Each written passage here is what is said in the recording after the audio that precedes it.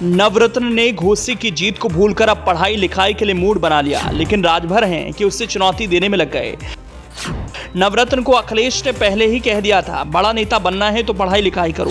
राजभर की बातों से लग रहा वो नवरत्न को उकसा रहे हैं। कभी राजभर ने नवरत्न को कहा था वो तो बच्चा है, लेकिन नवरत्न ने ये बात सुनकर एक बात कही थी, छोटा बच्चा मानकर मुझको मत समझाना रे। जी हाँ, ऐसा ही कुछ लग रहा है। राजभर के नए दिए बयान से ऐसा ही लग रहा है। महाराजगंज के 12 साल के नवरत्न यादव को चुनौती दे रहे हैं, एक ऐसा चैलेंज दे रहे हैं जिस पर ध्यान उसका केंद्रित हुआ तो समझिए पढ़ाई लिखाई तो गई। पढ़ाई लिखाई भूलकर उसे राजभर के चैलेंज को तोड़ने के लिए मैदान में उतरना पड़ जाएगा। तो क्या माना जाए, राजभर घोसी की हार को भूल नहीं पाए। घोसी की हार से खुद को उबारने के लिए वो एक ऐसा रास्ता अपना रहे हैं जिसका असर मुलायम अखिलेश के इस नन्हे सपाई की जिंदगी पर पड़ेगा। राजभर ने जो बयान दिया उससे लग रहा है घोसी की हार से उनकी राजनीति पूरी तरह से ध्वस्त नहीं हुई, वो घायल हुए हैं।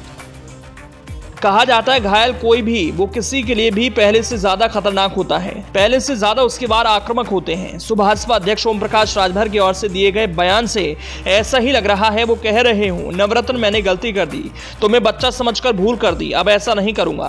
राजभर की ओर से दिए गए बयान से ऐसा लगा जैसे वो नवरत्न को कह रहे हो, ठीक है तुमने घोसी के रण में मुझे मात दी, लेकिन अब जबकि मैं तुम्हें बच्चा नहीं मानता, एक राजनेता की तरह जानने लगा, तुम्हारी राजनीति का लोहा मानने लगा। मेरी ओर से ये सब जानने के बाद क्या तुम मेरी एक चुनौती को स्वीकार करोगे? राजभर ने जो बयान दिया उससे तो ऐसा ही लगता है।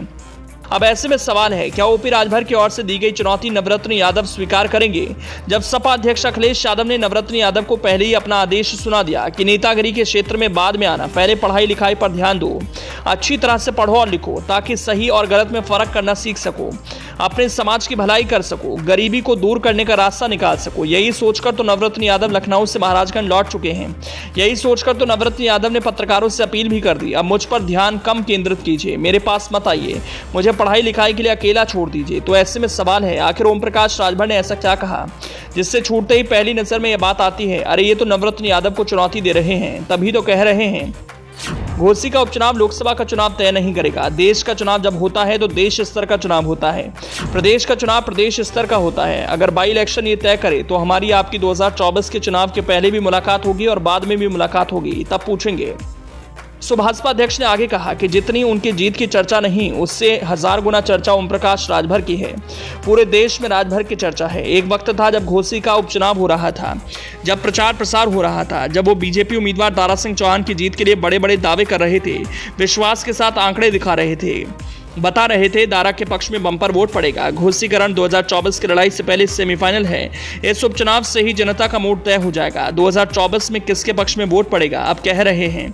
एक इलेक्शन भर से 24 में होने वाले संग्राम का मूड तय नहीं होता। 24 में देश का इलेक्शन होगा। तो क्या माना जाए, ओपी राजभर नवरत्न को चुनौती दे रहे हैं, शायद कह रहे हैं दम है तो 2024 की लड़ाई में हिस्सा लेकर दिखाओ, अपनी सपा की सियासत को चमकाकर दिखाओ।